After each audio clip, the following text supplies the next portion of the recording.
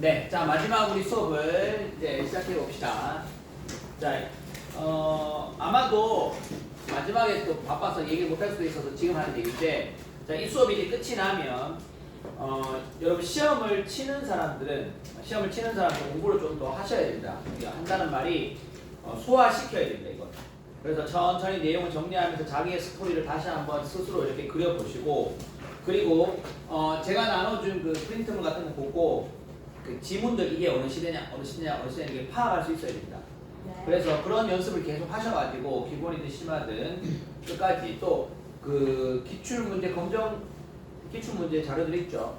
그런 거 꼭 한 번씩 풀어보시고 시험을 치기 바라고, 시험을 치지 않는 학생들은 어차피 고등학교 가면 또 배울 거니까 이 자료를 잘 가지고 있고, 또 제가 다운받아 두라 했죠. 그래서 이 자료를 가지고 자기의 어떤 그 나름의 계속 정리해가지고 뼈대 속에 살을 붙여가는 그 연습들을 하셔야 됩니다.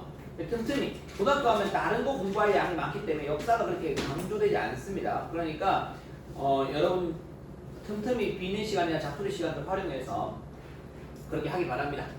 자, 이제 오늘은 현대사의 그 해방 후 3년을 어제 마지막으로 했고, 오늘 이제 이승만 정부, 박정희 정부, 전두환 정부 플러스 또 뒤에 나오는 노태우, 김영삼 이렇게 이어서 볼 겁니다. 자, 해봅시다. 이승만 정부는, 자, 이승만 대통령이 여러분 대통령이 되었을 때 간선제로 국회에서 선출되었죠. 되었을 때 국민들이 바라는 것, 뭐 이승만이 좋으냐 싫으냐를 떠나서 국민들이 이 최초의 우리나라 민주공화국 이 정부에 바라는 것은 크게 두 가지였습니다. 자, 정치적으로는 친일파 좀 없애주세요, 이겁니다.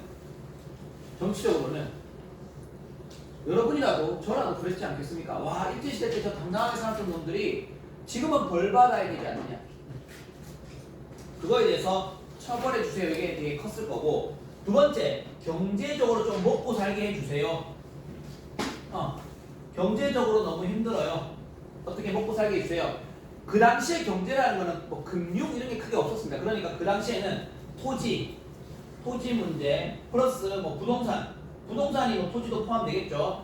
뭐 건물이라든가 부동산이라든가 건물 이런 문제들을 어떻게 해결해 달라. 그 다음에 어떤 뭐 자본주의 체제를 어떻게 이제 갖고 들어 안정화시키냐, 이런 것들에 대한 문제가 있었습니다.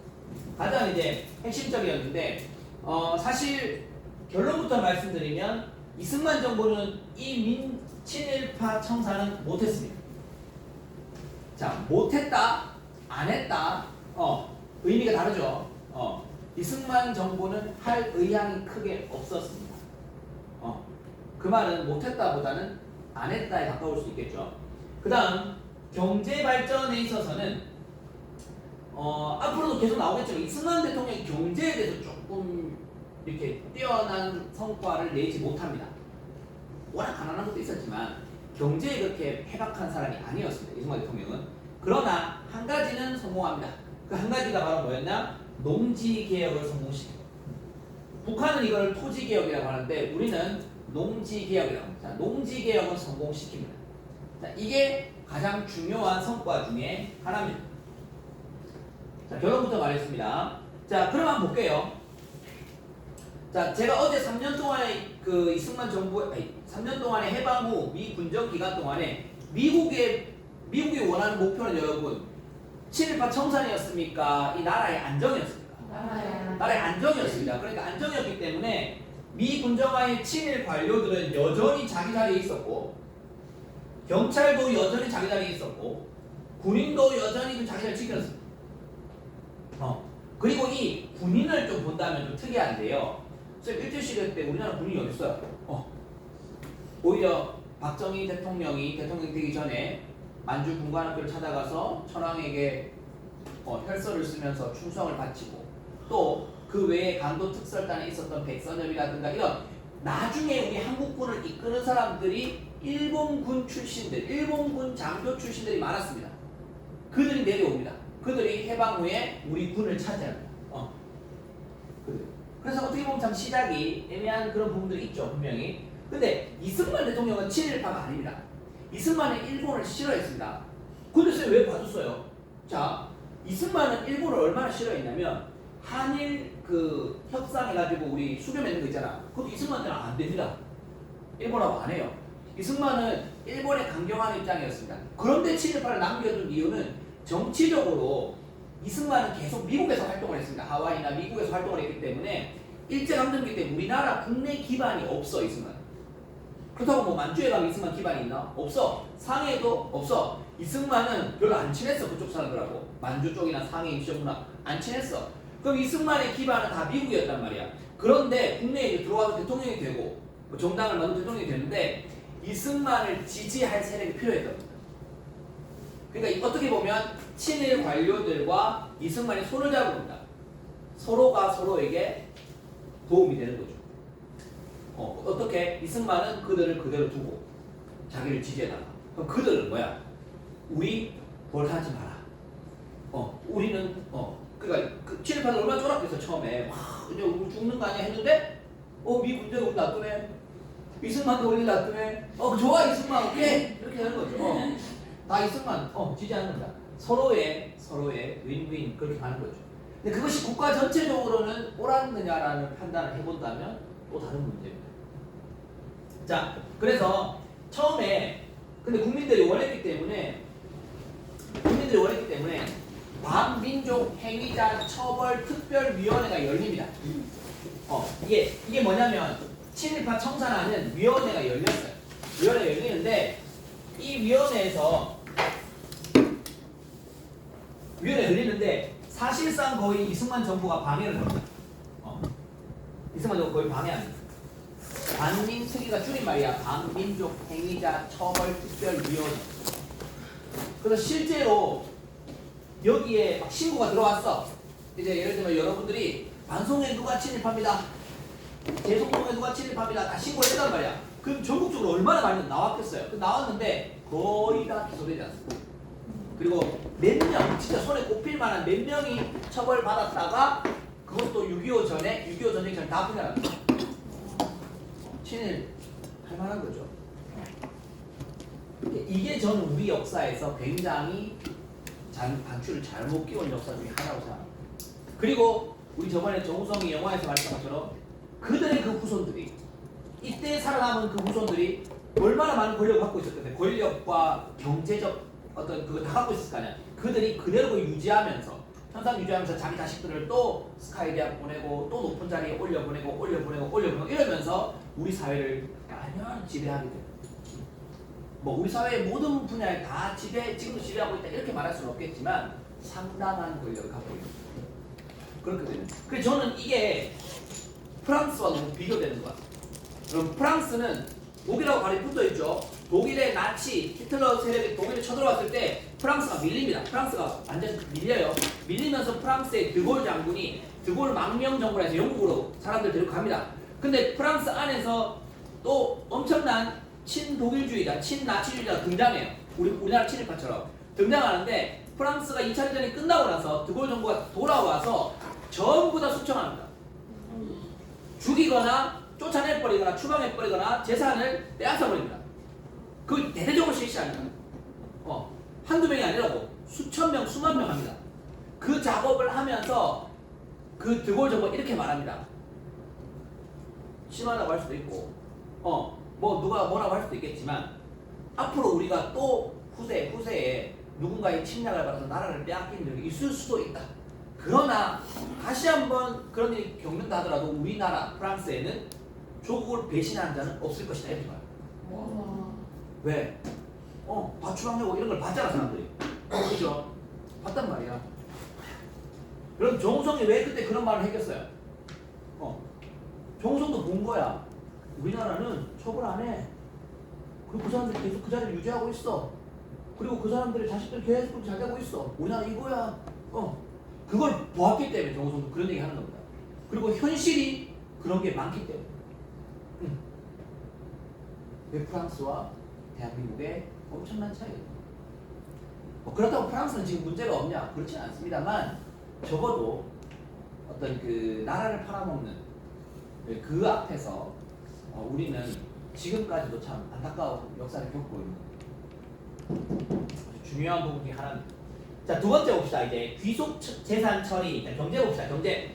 자, 경제적으로는 일본이 떠났잖아. 그럼 일본이 모든 재산을 다 예를 들면 자기들이 만약에 일본 사람들 집이 있다. 그럼 그거를 자 조선 사람한테 얼마에 팔고 다 정리하고 넘어가느냐. 그런 게 아닙니다.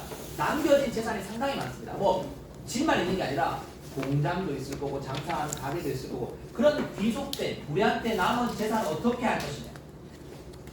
근데 이때 이제 일본의 재산들을 민간인 우리나라 사람들이 불안하는데 불안하는 걸 이제 이렇게 넘겨주는데 이 과정에서도 사실은 미 군정과 친했던 사람들 주로 기독교 계열이거나 영어를 잘했거나 구민이거나 또는 이승만 정부와 친했던 사람들 이런 사람 넘어가 판단.